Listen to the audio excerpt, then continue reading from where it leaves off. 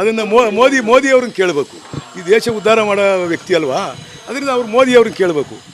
ಜನ ಸಾಯ್ತಾರಲ್ಲ ಮೋದಿ ಮೋದಿ ಮೋದಿ ಅಂತ ಅವ್ರನ್ನ ಕೇಳಿ ಅಲ್ಲಿ ಬಿಟ್ಬಿಡ್ತಾರೆ. ನೀವು ಇಲ್ಲಿ ನಮ್ಮ ಕೇಂದ್ರ ರಾಜ್ಯ ಸರ್ಕಾರ ಏನಾರ ಬೆಲೆ ಇಳಿಸ್ತೀರಾ ಅಂತಾರೆ.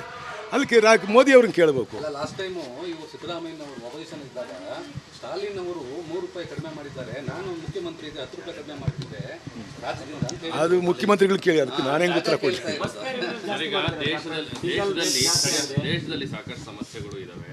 ಪ್ರಧಾನಿ ಮೋದಿ ನೋಡಿದ್ರೆ ಅಲ್ಲಿ ಚಾಕ್ಲೇಟ್ ಹಿಡ್ಕೊಂಡು ಬೇರೆ ದೇಶಕ್ಕೆ ಅದೇನೋ ಟ್ರೋಲ್ ಮಾಡ್ಯವ್ರಲ್ಲ ಹೈಯೆಸ್ಟ್ ಅದಕ್ಕೆ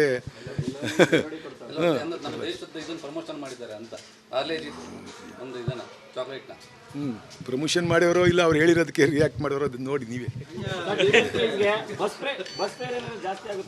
100% ಮಾಡಲೇಬೇಕಲ್ವಾ.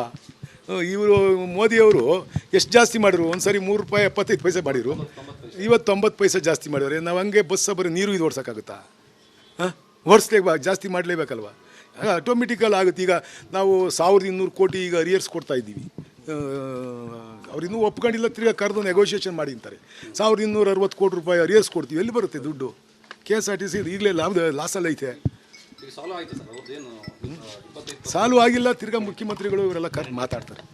ಈಗ ಚೀಫ್ ಜಸ್ಟಿಸ್ ಯುವಕರನ್ನ ಕಾಕ್ರೋಚ್ ಅಂತಾರೆ, ಅದಕ್ಕೆ ಪರ್ಯಾಯವಾಗಿ ಒಂದು ಸೋಷಿಯಲ್ ಮೀಡಿಯಾದಲ್ಲಿ ಒಂದು ಆಂದೋಲನ ನಡೀತಾ ಇದೆ ಸರ್.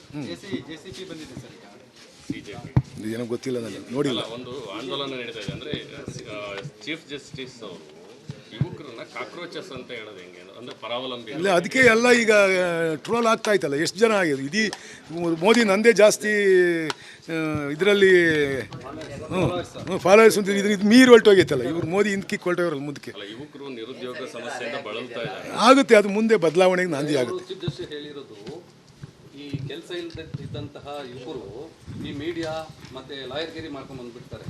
ಸೊ ಅವರಿಗೆ ಹಿಂದೆ ಮುಂದೆ ಏನು ಗೊತ್ತಿರೋದಿಲ್ಲ, ಒಬ್ಬ ಜಸ್ಟಿಸ್ ಜೊತೆ ಹೇಗೆ ಮಾತಾಡಬೇಕು ಅನ್ನೋದು ಗೊತ್ತಿರಲ್ಲ. ಹಾಗಾಗಿ ಆ ಒಂದು ಇದನ್ನ ಹೇಳ್ತಾ ಅವರು ಹಾಗೆ ಹೇಳ್ತಾ ಇರೋದು ಸಮಸ್ಯೆಗೆ ಅವ್ರಿಗೂ ಇದು ಇಷ್ಟೊಂದು ಅಲ್ಲ, ಅವ್ರಿಗೂ ಇದು ಇಷ್ಟೊಂದು ಟ್ರೋಲ್ ಆಗುತ್ತೆ ಅಂತ ಗೊತ್ತಿಲ್ಲ. ನಿರುದ್ಯೋಗ ಸಮಸ್ಯೆನ ನಿವಾರಣೆ ಮಾಡಿ ಅಂತ ಹೇಳಿದ್ರೆ ಈ ರೀತಿ ನಿರುದ್ಯೋಗಿಗಳನ್ನ ಜಿರಳೆಗಳಂತ ಹೇಳೋದು ಎಷ್ಟು ಸರಿ ಅಂತ ಸರಿ ಏನೋ ಗೊತ್ತಿಲ್ಲ. ಅದು ಜಸ್ಟಿಸ್ ಹೇಳಿರೋದು, ನಾವೇನಾರು ಹೇಳಿದ್ರೆ ನ್ಯಾಯಾಂಗ ನಿಂದನೆ ಆಗುತ್ತೆ. ಬೇಡ ಅದ್ರ ಬಗ್ಗೆ.